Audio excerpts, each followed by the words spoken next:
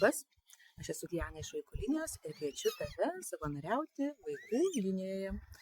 Iš tiesų, čia Vaikų linijoje kiekvienas savanoris turi gan nelengvą, bet labai įdomią ir prasmingą užduotį. Sukurti tokią erdvę, kurioje vaikas galėtų pasikalbėti ir jaustųsi saugiai, ramiai ir jaukiai.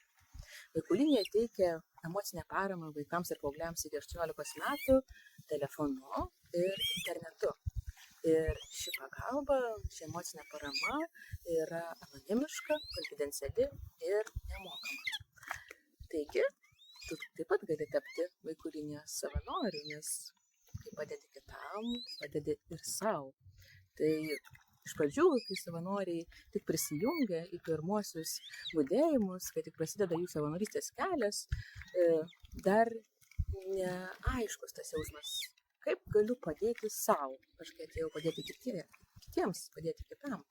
Bet pamažu paaiškėja, kad su kiekvienu pokalbiu auga ir savanoris viduje, stiprėja, drąsėja, atsiveria tam tikri nauji požiūriai ir naujos temos, naujos patirtis, tad tai tikrai viduje stiprina ir augina, tad labai linkiu kiekvienam iš jūsų patirti tokią kelionę. Iš tiesų, savanorystė teikia labai didelį prasmės jausmą, dėl to, kad po kiekvieno pokalbio vis išeini kitoks, nes tiek pats duodamas vaikui, atiduodamas savo širdį, taip pat gauni grąžą. Be to, į tą prasmės jausmą įsijungia ir daugelis kitų dalykų.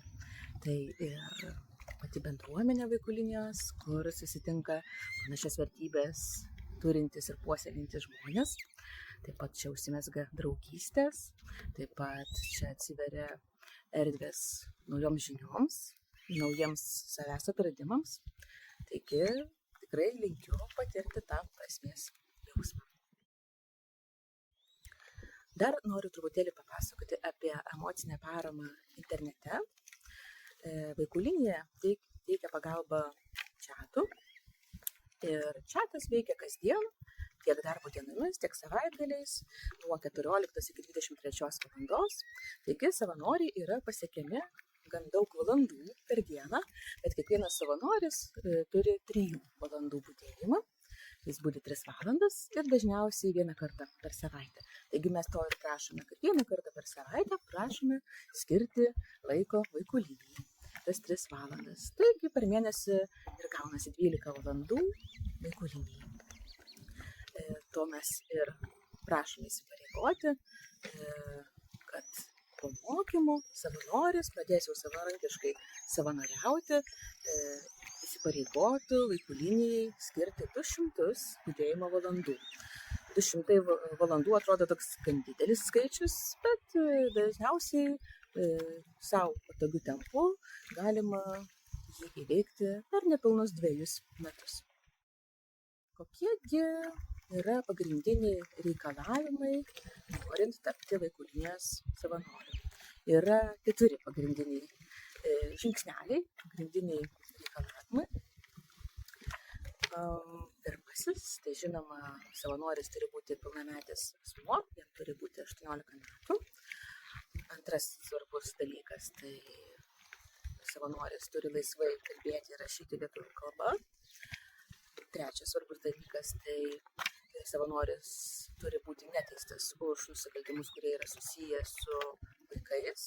Ir dėl to mes būtinai norėsime paimti neteistumo prašymą, kad prašysime jūsų tam tikrų asmeninių duomenų.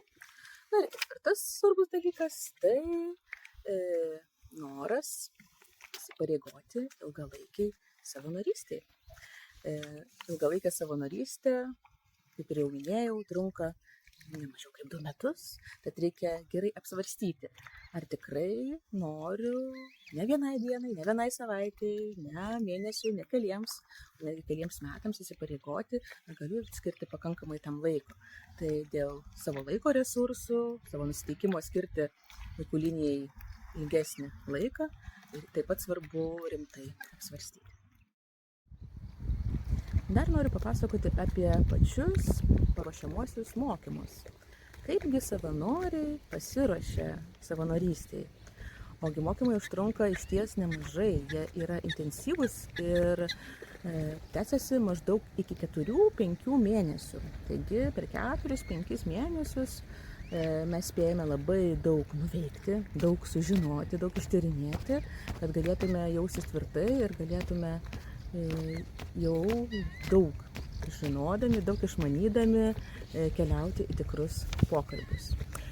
Būtent nuotoliniai vaikų linijos mokymai vyksta nuotoliu ir jie vyksta kartą per savaitę vakarais nuo 18 iki 21 valandos. Taigi, vieną kartą per savaitę, reguliariai, vienas vakaras nuo 18 iki 21 valandos yra skiriamas vaikų linijos mokymams. Mokymuose skiriame daug dėmesio tiek teorijai, tiek praktikai.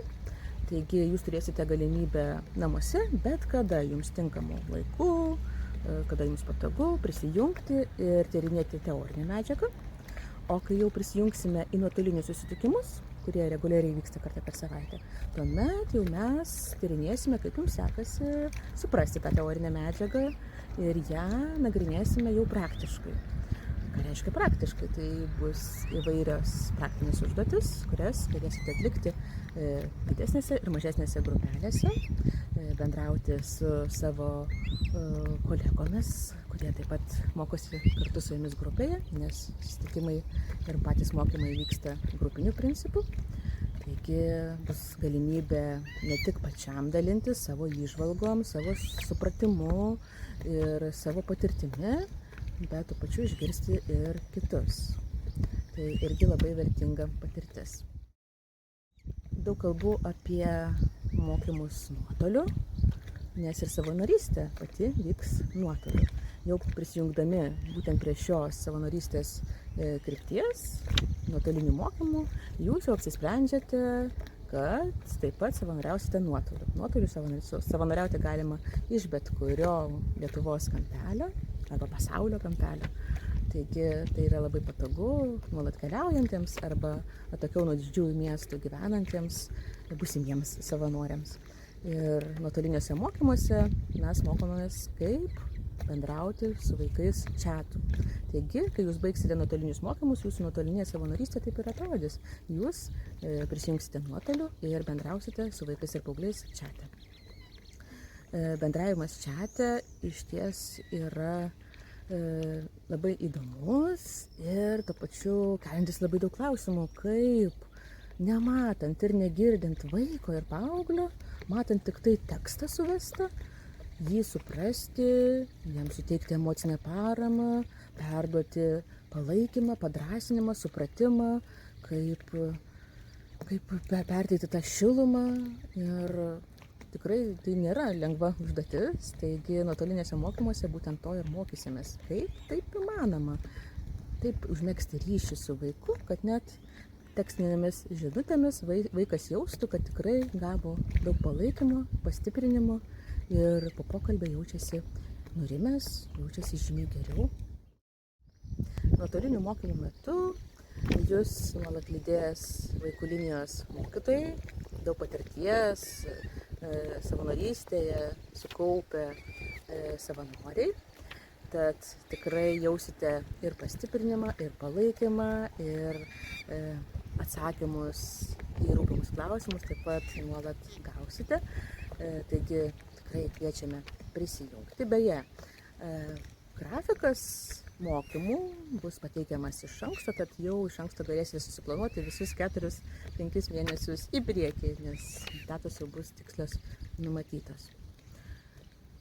Dar ką svarbu paminėti, kad dar bus galimybė prisijungti į praktinės užduotis, taip pat nuotoliu, bet jau tos praktinės užduotis bus planuojamos taip, kaip jums patogiu metu, kas bus kas lauks jūsų ir savanoriaujant savarankiškai. Kai pradėsite savanoriauti, taip pat galėsite patys pildyti budėjimų grafiką taip, kaip jums patogu. Svarbu tik, kad būtų išlaikomas nuoseklumas ir galėtumėte budėti reguliariai 4 kartus per mėnesį, o kokiamis dienomis ir kokiu laiku nuo 2 iki 11 valandos jau pasirinksite patys. Dar trumpai noriu papasakoti apie pačius mokymus, kągi mes juose mokomės. Tai žinoma, pirmiausias ir svarbiausias dalykas – aktyvus klausimas. Mokysimės aktyviai klausyti, įsiklausyti, išklausyti, išgirsti. Taip pat daug mokysimės ir apie vaiko ir paauglio raidos ypatumus, nes kadangi bendrausime su vaikais ir paaugliais, svarbu žinoti pagrindinius dalykus, su kuo teks susidurti. Taip pat bandysime tyrinėti tam tikras specifines temas, kuriuose galėtumėte jaustis tvirčiau, nes būtent tas temas tyrinėjant aptarsime ir tam tikrus konsultavimo ypatumus, tam tikrus niuansus, kaip tinkamai pritaikyti tam tikras konsultavimo technikas, kurių taip pat mokysimės. Ir iš tų pagrindinių temų galiu paminėti kelias. Tai mokysimės, kaip reaguoti, kai vaikas pasakoja apie patiriamą netektį, apie tai, kai vaikas patiria smurtą, kaip reikia reaguoti, kaip ir ką sakyti vaikui, kai jisai pasakoja, kad turi minčių apie savižudybę. Taigi įvairių temų ir įvairių aspektų mokymų metu paliesime. Ir taip pat jau pabaigus mokymus ir pradėjus savarankiškai savanoriauti, bus galimybė daugiau apie tas temas sužinoti. Dalyvaujant nuotoliniuose mokymuose labai svarbus yra jūsų aktyvus įsitraukimas ir lankomumas. Jau iš anksto žinosite apie užsiėmimo datas, taigi kviečiame atidžiai susiplanuoti ir dalyvauti visuose užsiėmimuose. O jei taip nutiktų, kad kartais ir nepavyktų prisijungti vieną kitą užsiėmimą, tai yra suprantama, visko nutinka dėl sveikatos, dėl kitų gyvenimiškų situacijų. Taigi rekomenduojame dalyvauti 75% užsiėmimų ir stengtis kuo mažiau praleisti, nes praleidus užsiėmimą jaučiasi tam tikros spragos, tikrai jaučiasi, kad yra neatsakytų klausimų, yra peršoktas tam tikras mokymosi etapas, pasidaro nebenuoseklu, tad rekomenduojame susiplanuoti mokymus taip, kad tektų kuo mažiau jų praleisti ir kuo aktyviau galėtumėte įsitraukti ir kuo sklandžiau pabaigti mokymus. Jau pabaigus mokymus ir pradėjus savanoriauti, kaip ir minėjau, bus galima planuotis budėjimų laikus taip, kaip jums patogu, kaip jums labiau patinka, 4 kartus per mėnesį. Ir budint, žinoma, iškils įvairiausių klausimų, tiek techninių, tiek norėsis pasitarti dėl pačių pokalbių. Tad visad galėsite jausti tą pagalbą, tiek emocinę, tiek techninę pagalbą iš vaikų linijos darbuotojų. Taip pat dar svarbu paminėti, kad vaikų linijos savanoriai niekada nebūdi vieni. Vienu metu būdi nuo 2 iki 5 savanorių, o kadangi jie visi būdi nuotoliu, jie gali tarpusavėje taip pat bendrauti, susirašyti, susisiekti, pasitarti, taip pat paieškoti atsakymų į rūpimus klausimus. Tad ypatingai daugiau patirties sukaupę savanoriai mielai dalinasi tą patirtimi su ką tik prisijungusiais, tad tikrai jausmas labai jaukus ir šiltas ir tikrai nuolat jaučiasi, kad yra palaikymas šalia. Jau būdint savarankiškai vaikų linijoje, svarbu ne tik jungtis į budėjimus, juos planuotis, bet ir pasirūpinti savimi, savo emocinę sveikatą ir savo žiniomis. Nes kiekvienu naujų budėjimų, kiekvienu pokalbiu gali iškilti vis naujų klausimų, vis naujų iššūkių. Tad svarbu ir dalyvauti užsiėmimuose, kurie skirti pasitarimui, pastiprinimui, žinių praplėtimui. Taigi vaikų linija reguliariai vyksta ir savanoriams skirti užsiėmimai grupiniai, taip pat vyksta tam tikros paskaitos, taigi visad kviečiame savanorius aktyviai juose dalyvauti ir pasirūpinti savimi, pastiprinti save, kad budėjimuose galėtumėte jaustis laisvai ir jaukiai ir užtikrintai. Jei susidomėjai ir norėtųsi išbandyti savo jėgas savanorystėje, tai mielai kviečiu registruotis į vaikų linijos atranką, dalyvauti atrankoje, po to keliauti į vaikų linijos mokymus, o po mokymų savanoriauti ir mėgautis, džiaugtis savanorystės kelionė. Linkiu sėkmės.